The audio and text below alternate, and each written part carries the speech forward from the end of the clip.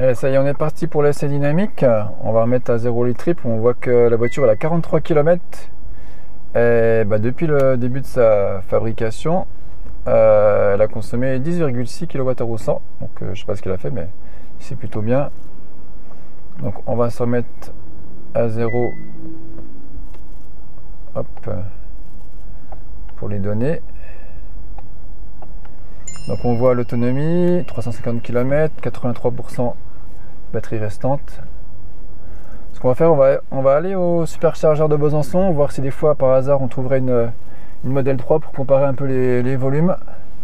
Voilà, après j'attache la caméra et je vous fais un premier point sur mes impressions de roulage. À tout de suite. Voilà, dans le menu central, on peut voir la consommation électrique. Donc là on voit par exemple qu'il n'y a pas d'utilisation pour préchauffer ou refroidir la batterie. On a l'électronique qui consomme pas mal, 15%. La clim, parce qu'on est mis à 22 et aujourd'hui il fait très chaud. Et la conduite, voilà, 13, 14, 15 kWh, c'est la consommation instantanée. Donc déjà j'ai pu tester la régène.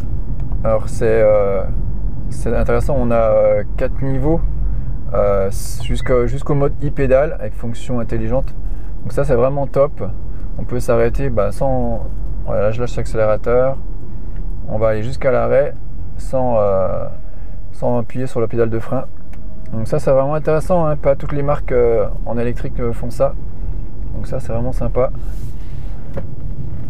Et puis sinon on peut aller en roue libre. Hop. Donc on a plusieurs niveaux. On les gère avec la palette. Oui, niveau 0. Donc là on a le roue libre. Pareil, on voit les petits logos assistance de maintien de voie. Ça c'est bien, c'est hop, on peut les activer simplement au volant, comme le régulateur de distance. Donc ça c'est intéressant, c'est des choses qu'on peut enlever facilement. Il y a des gens qui ont du mal avec. Moi je préfère les garder, au niveau de la sécurité c'est quand même intéressant. Donc là l'affichage en roulant, voilà, je le trouve quand même plus lisible. Au début je trouvais que c'était écrit un petit peu petit. Mais puis c'est un choix vraiment particulier, c'est vraiment un graphisme très différenciant des autres marques. Là quand on freine on voit la régène, du coup là je l'ai enlevé. Donc en roue libre, ok. Donc en roue libre en fait il n'y a pas de régène au freinage, ça c'est bizarre. On fera un test. Donc là quand on monte c'est qu'on utilise de la puissance et là en dessous c'est qu'on régénère. C'est important la régénération, il faut que ça soit efficace pour pouvoir avoir la plus grande autonomie possible. Donc là on est sur le modèle intuitive en 218 chevaux sur les roues arrière, donc pas de problème de traction. Et on a la batterie de quasiment 73 kWh. Hop, on fera des tests tout à l'heure entre le mode Eco, normal et sport. Il y a vraiment des différences. Hop. Et puis on se fera un petit peu de double voie aussi. Accélération, je suis en mode normal. Hop, ça va bien. Le lecteur de panneau là il n'est pas à jour. C'est pas une voie à 50. Je sais pas si c'est une caméra ou si c'est que le GPS. Il faudra qu'on vérifie. Vous pouvez le dire dans les commentaires. Hop, là on est sur une voie à 80. Voilà, régène. Hop, voilà, là on régénère. Vous voyez, ici en bleu. Puis en bas on a une barre de consommation.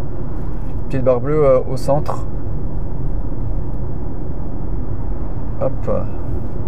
Bon après c'est vraiment l'instantané, il ne faut pas trop regarder ça. Allez, on se retrouve tout à l'heure. Ouais, on arrive au superchargeur Tesla de Besançon. Il n'y a pas de Model 3, c'est dommage, on ne pourra pas comparer avec la Ioniq 5. En plus les places sont squattées par des Clio diesel, c'est pas très cool. Voilà, je vous remonte un petit peu la Ioniq 5 par ce beau soleil. On n'avait pas un super temps pour l'épisode 1. Là vous voyez un petit peu le design. Hop. Donc là on est sur une finition intuitive en blanc atlas. Donc on va mettre les feux que ce soit un petit peu plus sympa. Donc là on a une ouverture manuelle.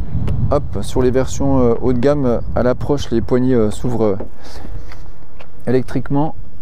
Alors on va se mettre... Hop, on va l'ouvrir. Hop, voilà. On va voir si on a les feux de jour.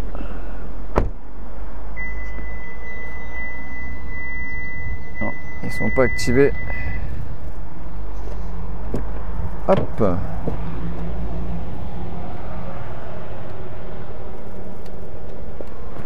Ah, on était sur off. Ok, on va les mettre. Voilà.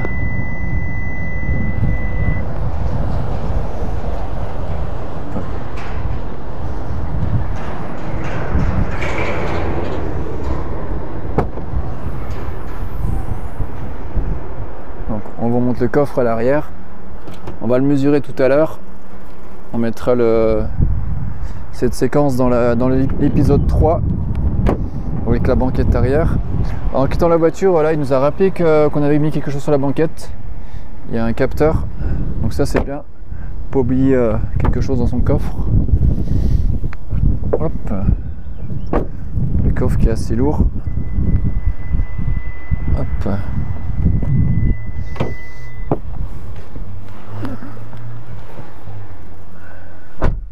Voilà, je vais vous faire une petite vidéo aussi sur l'interface multimédia. Donc vous le retrouvez aussi dans l'épisode 3. Alors, on est reparti, on a remis à zéro le compteur, on a mis la consommation électrique. Hop, on se met sur D. On lâche le frein et c'est parti. Pas de Tesla au superchargeur. Hop.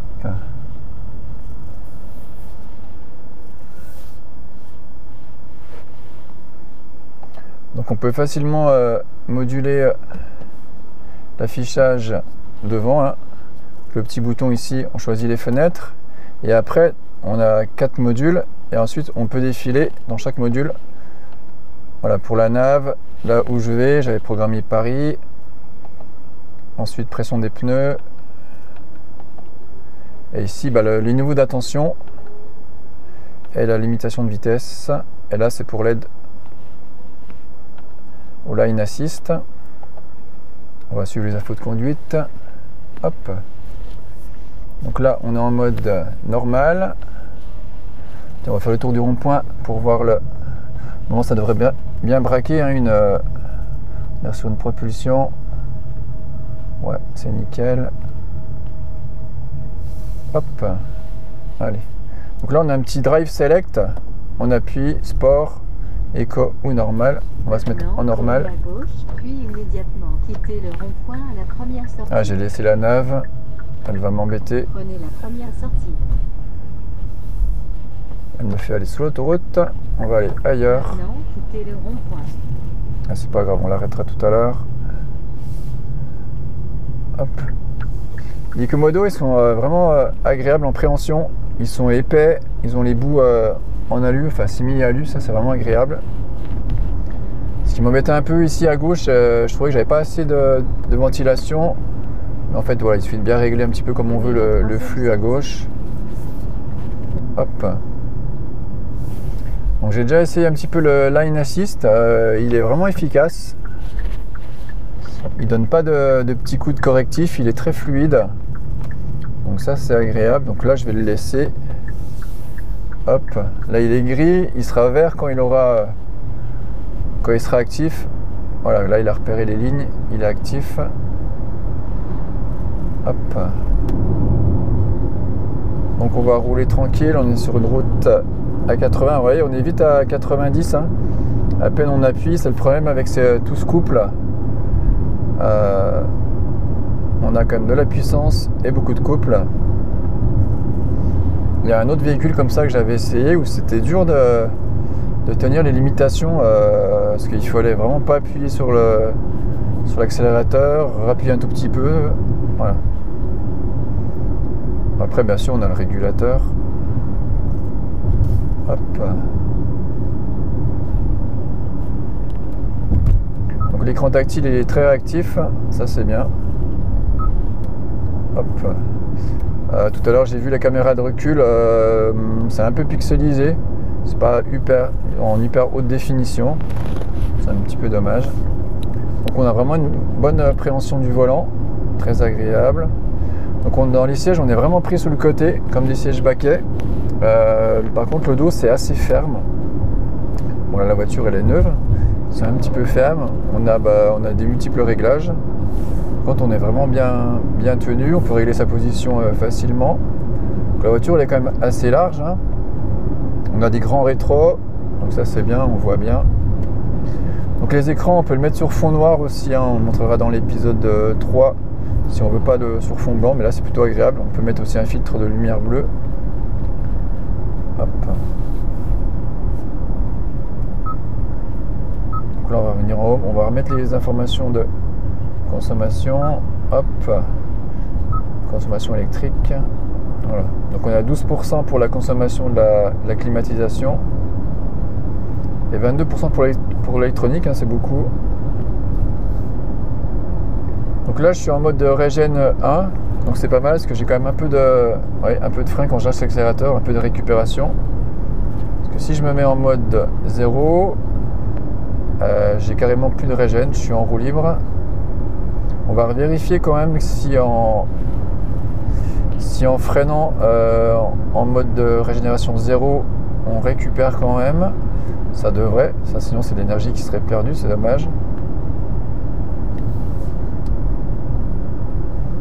Donc, le compteur il est très très lisible, hein. Il y a une très bonne définition de la dalle.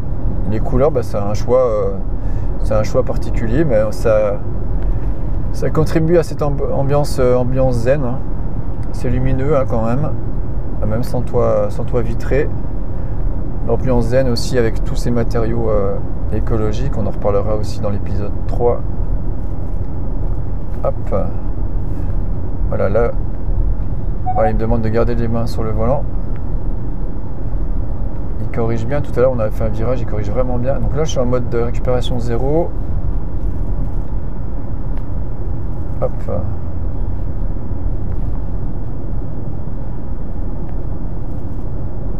Donc on sent un petit peu les flux d'air. Au niveau sonore, elle est un petit peu équivalente aux autres véhicules électriques. Là on entend le roulement parce que la route n'est pas très propre. Donc là si je freine, voilà, là j'ai pas de recharge. Donc ça c'est bizarre. J'ai pas de récup, donc ça serait l'énergie qui serait perdue. Si je me mets en niveau 1, voilà, là je lâche le pied, j'ai de la régène. Donc peut-être toujours privilégier au moins le niveau de régène 1. Ah, je suis à 95, ça va pas du tout. On se rend pas bien compte. Hop. Allez, on va rouler aux limitations. Donc on a de l'espace pour le coude, pour reposer la main, ça c'est sympa. Évidemment, beaucoup d'espace derrière. On peut passer la passe gauche à droite facilement. Donc là on va se mettre en mode sport. Donc ça passe en rouge. Et voilà, on va se mettre en mode éco. Donc au niveau du volant, on se mettra sur des routes un petit peu plus qui tournent un petit peu plus pour bien comparer. Hop.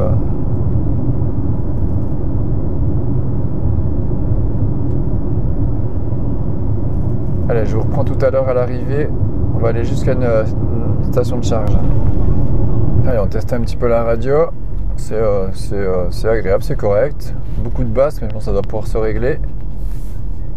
Sur les versions plus haut de gamme, on a du son Bose. Donc c'est un signe de qualité. Hop. Donc là, la consommation électrique a réduit. Elle est passée de 11 à 12%. La clim à 8%, elle va se baisser. À mon avis, il fait très chaud, il fait 26-27 degrés. Donc la voiture est stationnée à la concession au soleil. Donc le temps que la voiture soit à température. On a fait 13 km avec une consommation de 14,2 kWh au 100. C'est pas exceptionnel, mais franchement, hein, c'est pour une véhicule de cette taille-là, il n'y a rien à dire. Avec cette puissance, hop, voilà, ça braque nickel. Hop. On va aller rouler un petit peu sur les petites routes. Hop.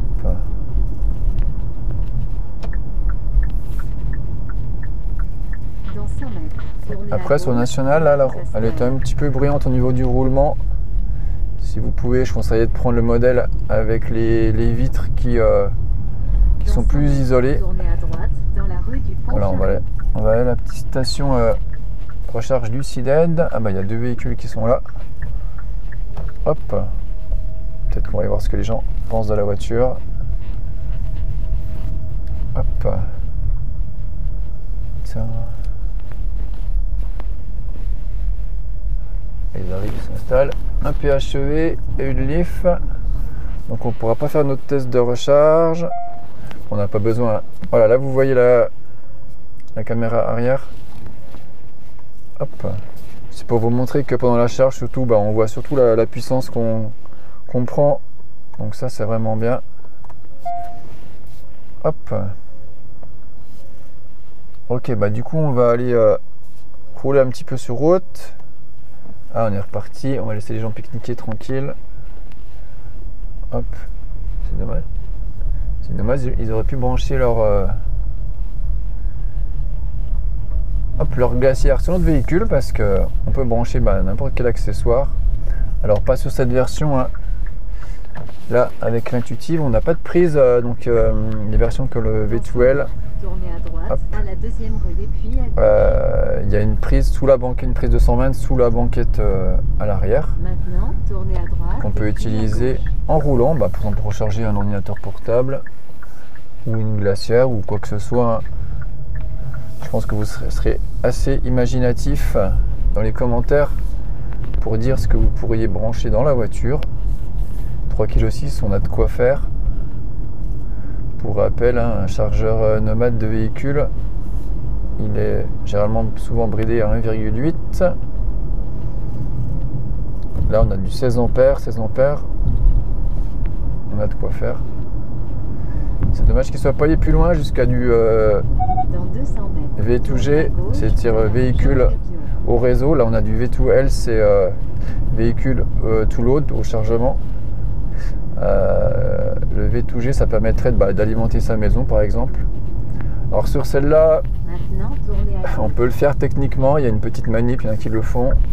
Évidemment, on déconseille de le faire. Allez, on va prendre les petites routes, on va se mettre en mode sport. On va attendre d'avoir quitté le village. On va désactiver le line assist. Hop.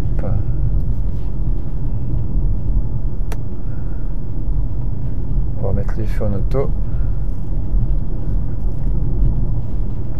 Tiens, on va se faire un petit démarrage. On a quitté le village. Hop. Allez, en mode sport. Attention. C'est parti. Torque, on voit le niveau de couple à 100%.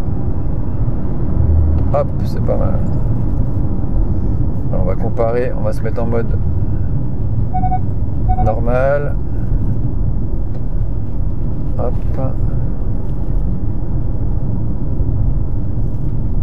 Il n'y a personne au loin derrière.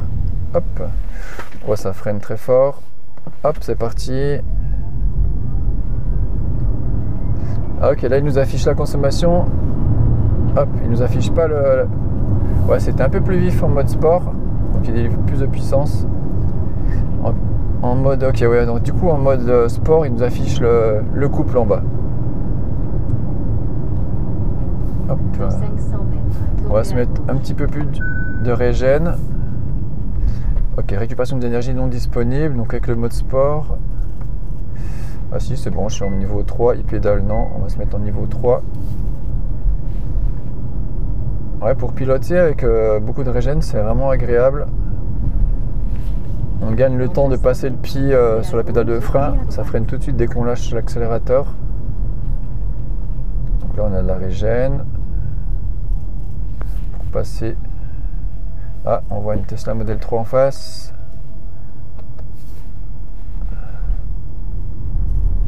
Hop. Maintenant, tournez à gauche et puis à droite. C'est dommage qu'il ne soit pas été sur un chargeur. On aurait pu comparer les deux voitures. Hop. Prenez le virage en épingle à droite et puis tournez à gauche.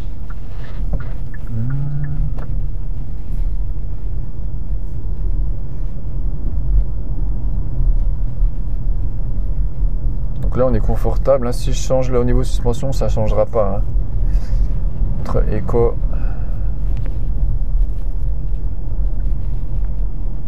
Donc là je suis à 77% de batterie. J'ai 329 km d'autonomie. Hop. On a prévu de faire un petit test comparatif avec le Kona 64 kWh 2021. On va faire ça dans une dizaine de jours. C'est déjà calé. On se fera un trajet en se suivant et on intervertira les conducteurs à l'aller et au retour pour voir un petit peu un test de comparatif. Je pense que le Kona il peut encore être plus performant au niveau efficience. Il est un petit peu plus petit, une batterie un peu plus petite. Là on est quand même sur un véhicule beaucoup plus grand. Hop, ouais, suspension, ça prend pas de roulis, c'est agréable. Le problème c'est qu'on est tout de suite aux vitesses limites. Beaucoup de régène.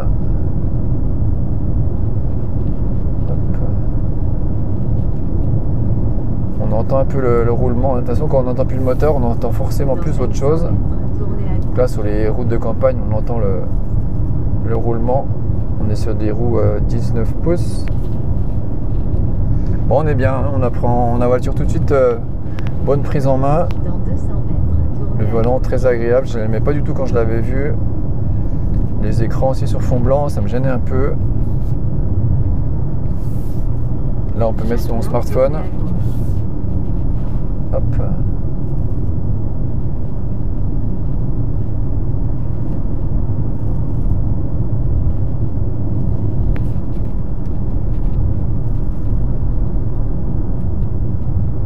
Donc là, on est sur une intuitive en 73 kWh. Elle dépasse les 45 000 €. Mais avec le jeu des remises, a priori, on peut encore bénéficier du bonus maxi de 7 000 ou de 6 000 un peu plus tard. Donc là, c'est vraiment intéressant. On est sur un véhicule très bien équipé, de grande taille pour sa catégorie, grosse batterie, grosse autonomie, belle efficience. Pour un prix similaire à la TM3 ou à l'ID3 77 kW. Moi je trouve qu'on a une meilleure finition puis que ça balance un peu moins que sur l'ID3. En puissance on est pareil.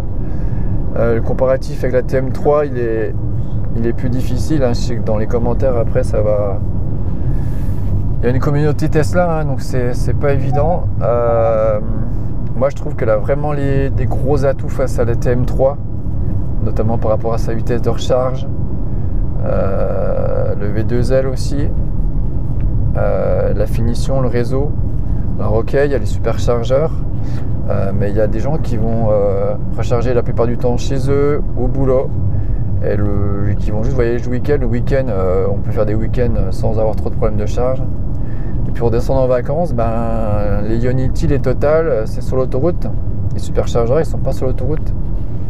Alors oui, hein, par contre, au niveau sérénité, les superchargeurs, voilà, on est serein. Il y en a beaucoup de disponibles. Souvent, ils sont quand même plutôt disponibles, libres. Ça fonctionne, il n'y a pas de panne. Donc voilà, si on est un petit peu frileux par rapport aux disponibilités des bornes, voilà, le Tesla peut vous apporter plus de sérénité. Mais sur la voiture pure, franchement, la Ioniq 5, voilà, c'est une très très grosse révolution. Voilà, on sait que les véhicules électriques c'est quand même encore neuf. Il y aura beaucoup d'évolution. Là, on est sur une très très belle évolution. Et on va se remettre en mode normal. Hop. Maintenant, tournez à gauche.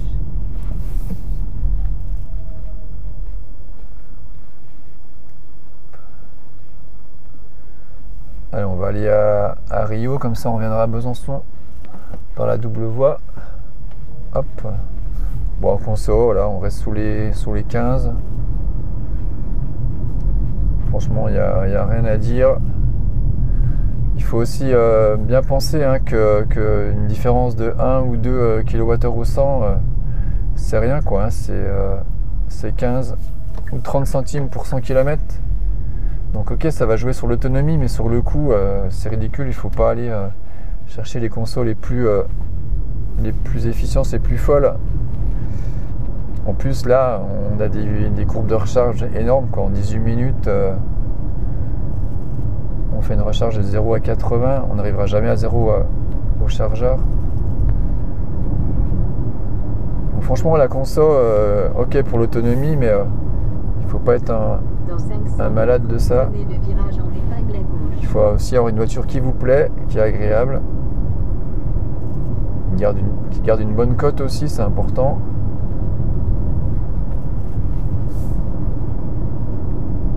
Dans 200 mètres, prenez le virage en épingle à gauche dans le lieu du C'est bien, comme ça vous entendez la voix du GPS. Hop, on va afficher la carte. Maintenant, prenez le virage en épingle à gauche. Ah oui, vous voyez le GPS ici. Pareil, sur les versions plus haut de gamme, on a l'affichage tête haute.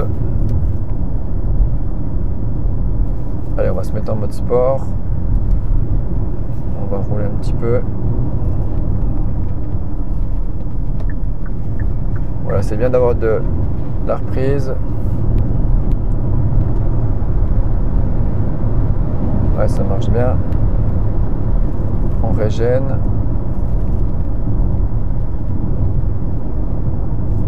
On peut avoir sur le tableau aussi, hop, si je me mets en EV, on peut voir conduite éco, voilà, toutes les courbes, sur tous les petits trajets, on peut voir la consommation sur 2-3 km. Donc on a pas mal de choses.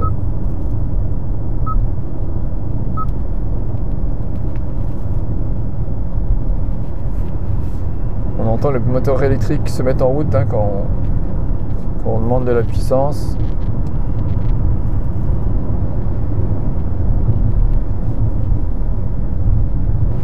Donc c'est ferme au niveau des sièges, assis et dos, un peu comme sur tous les véhicules modernes. Par contre, c'est très agréable au niveau suspension. C'est pas cassant, c'est pas souple. Hop. Alors, on est en village, on va se mettre en mode éco. On va se mettre en mode normal. Ce qu'on fera, c'est qu'on reviendra en mode éco sur la double voie.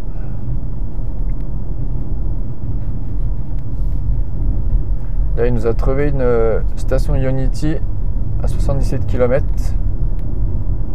Donc le GPS, il gère les stations de recharge et leur disponibilité.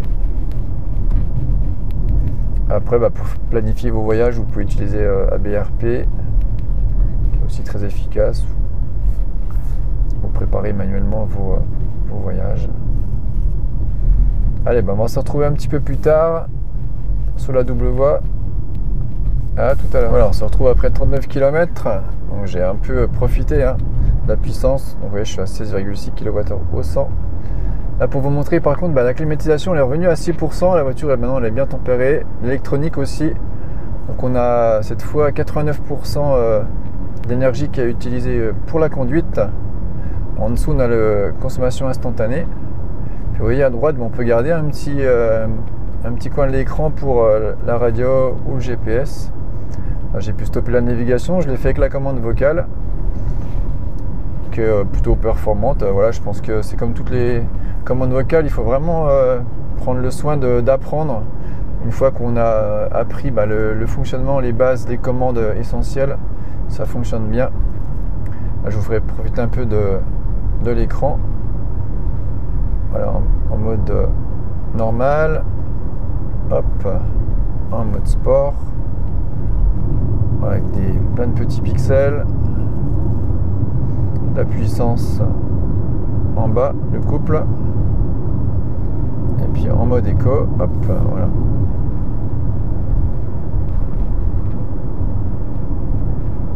Donc la voiture vraiment confortable, les sièges, hein, je le redis, on est vraiment bien pris. Elle invite un peu à taper dedans, hein. C'est un peu comme les électriques, voilà, au-dessus de 200 chevaux en électrique, c'est vraiment une sensation de puissance. Donc c'est une voiture qui sera aussi sympathique pour se faire plaisir. C'est pas une tannée du tout d'être en véhicule électrique. Sur ces niveaux d'autonomie, mais on est vraiment tranquille, hein. On se pose très peu de questions, à part pour des grands week-ends ou des voyages. Franchement, quand on arrive sur ces autonomies-là, même sur la 58 kWh, hein, franchement, elle est recommandable, hein. Il y a un prix d'accès vraiment intéressant. Donc, ce qu'on va faire, on va prendre la double voie pour retourner à Besançon. Donc on va remettre le trip à 0. Là, on voit qu'on était quasiment à 17. Après, c'est des petites routes, hein. On est parti avec la voiture et il fallait la climatiser. On a un peu profité sur les petites routes de campagne. Donc on va s'arrêter, on va remettre le trip à 0 et puis on va se faire un test de consommation sur le retour. Hop, j'ai trouvé un endroit pour m'arrêter. Alors on va faire une petite demi-tour là. C'est pas compliqué, hein, ça braque tellement bien. Hop. Je vais vous remettre la caméra. Donc là, hop, marche arrière ici. Voilà, on a le détecteur ici et la caméra là. Alors vous voyez, la résolution est pas terrible. Là, il n'y a rien, je sais pas ce qu'elle voit. Les cailloux. Ok. Allez. Donc là, on va se remettre. Alors le trip. Là, je peux pas le mettre à 0. Je vais mettre là. Tac. Ok. Allez, à tout de suite. Voilà, on est sur la double voie à 110. Là,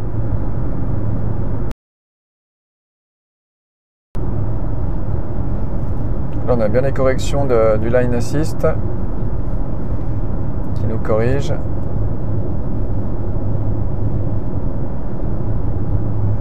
Par contre, je comprends pas pourquoi je suis reparti avec une. Donc là, c'est le line assist. Voilà, il me demande de garder les mains sur le volant. C'est le line assist qui me dirige. Vous voyez, il donne pas d'à-coup. Il recentre bien au milieu de la voie. Ça, c'est vraiment bien. Je sais pas par contre pourquoi je suis parti à plus de 30 kWh au 100. Il demande de garder les mains sur le volant. Donc ça redescend tranquillement, mais c'est bizarre.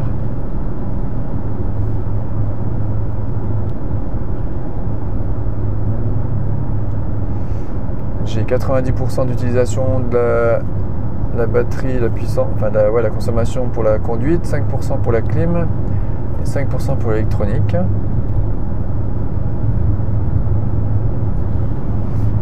Donc je devrais pas avoir à 110, je devrais pas avoir cette conso de 25. Il fait 27 degrés. Il n'y a pas beaucoup de vent.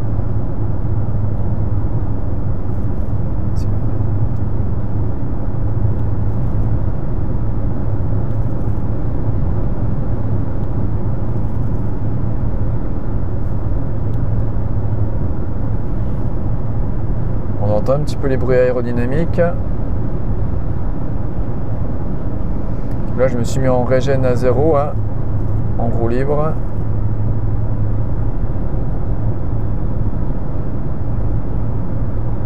On a une petite vingtaine de kilomètres à effectuer.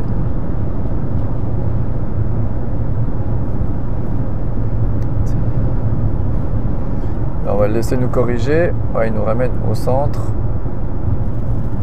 Franchement, là, le line assist, il est vraiment efficace. Sur les petites routes, j'avais laissé là en mode sport, il m'a pas dérangé. Il me demande de garder les mains sur le volant. On va voir ce qu'il va faire.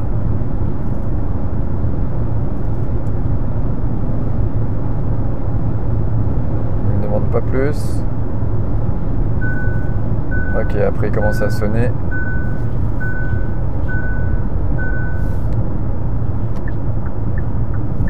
descente, on va se laisser couler. On va remettre un peu de régène pour récupérer l'énergie. Hop, on joue avec les palettes pour gérer sa vitesse. Ça, c'est les joies de l'électrique.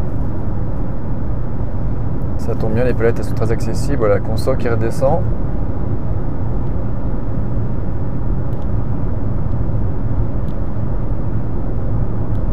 Je comprends pas pourquoi on est parti à plus de 30. Est-ce qu'on a la conso instantanée? Hop. Ouais, on est en bas. 20,4, c'est ça, ouais.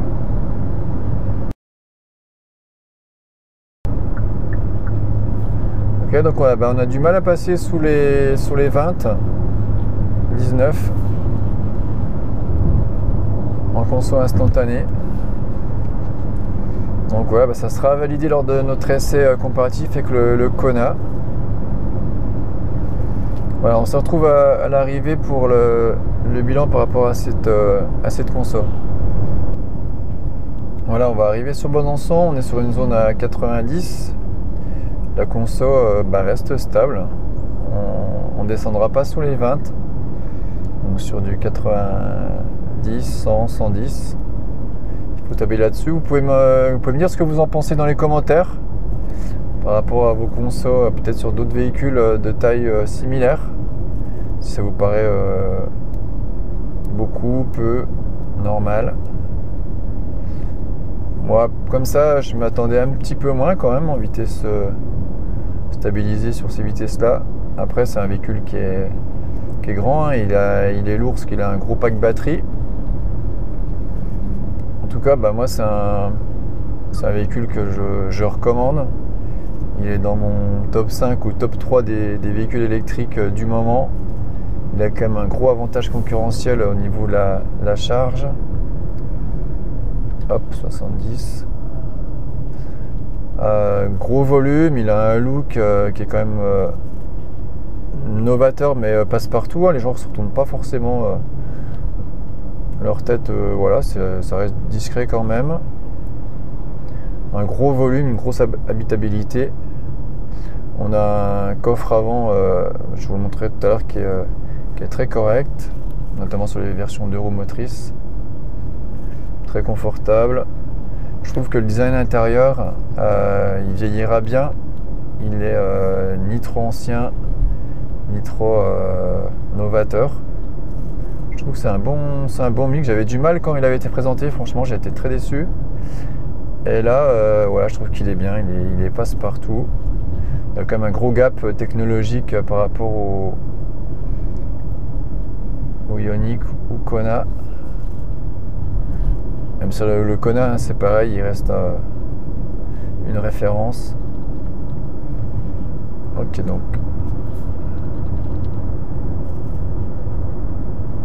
je vais essayer de vous faire quelques prises de vue extérieures, que vous puissiez voir la voiture passer. Voilà, là c'est le Line Assist qui me fait le virage, tout simplement. Super sympa.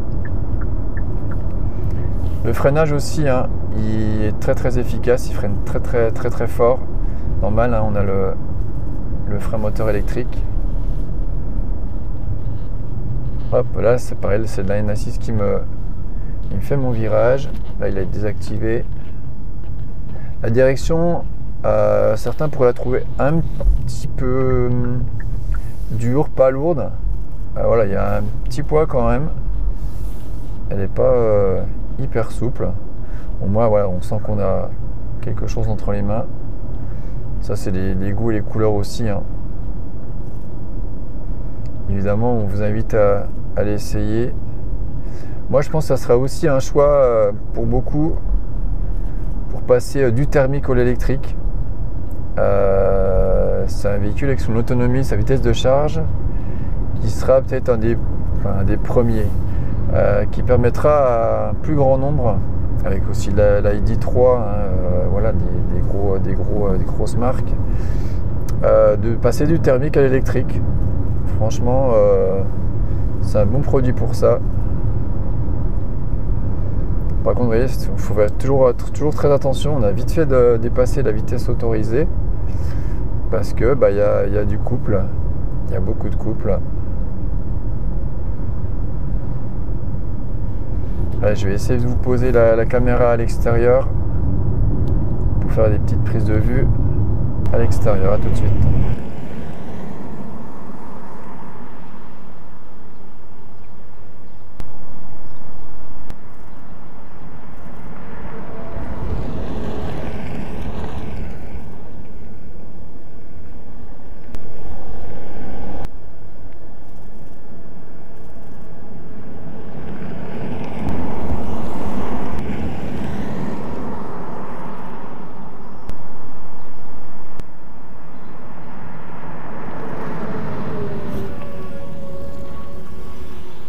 Allez, on va se remettre la conso à 0 pour rentrer à la concession. Donc on va regarder ce que ça donne. Ici, ils sont fait conduite éco. Dernière conso. Hop. EV. On va mettre consommation électrique. Allez, tout de suite, on fait un petit bilan en arrivant à la concession. Alors, on suit un ID4 en conso, on est autour des 18. Je montre un petit peu l'affichage. Donc voilà, on a vraiment une grande, beaucoup de place à l'arrière. Le coffre qui coulisse de manière très grande.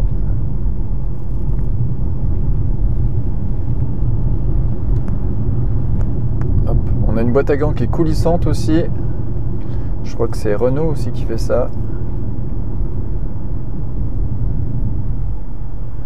On va laisser partir l'ID4 qui peut être un concurrent au Ioniq 5. Après, bah voilà, ça fait plaisir sur la Ioniq 5 de retrouver une catégorie type berline. Berline un petit peu haute, mais vraiment typé berline, ça c'est sympa. Il y a quand même plus beaucoup d'offres sur le marché. Hop, on n'a pas tous envie d'avoir des SUV. Une berline avec un grand coffre, ça nous va bien. Hop. Évidemment en ville, c'est un régal. Le gabarit, c'est pas du tout un problème. Là, on est bien. On a très vite les dimensions. Avec les rétros, on voit bien le côté. Hop, toujours faire attention à sa vitesse. C'est problématique. Même si on a le rappel sur le GPS et ici. Hop. Avec le couple, on est vite. On sent pas sa vitesse. Bon, il faisait très chaud aujourd'hui, mais la clim elle a tourné tout le temps. Je l'ai pas entendu s'arrêter. Ça explique peut-être un petit peu les consos. Après voilà, je le redis, en dessous de 20 kWh au 100. On est sur 3 € au 100 km. Bah, elle est trop. Enfin voilà, comparé à une thermique, c'est ridicule quoi. C'est pas la peine de se battre trop sur la conso. Sauf sur évidemment l'autonomie là, avec une charge rapide, je veux dire, c'est pas un souci. On se trouve une borne 350 kW et on peut se recharger très rapidement.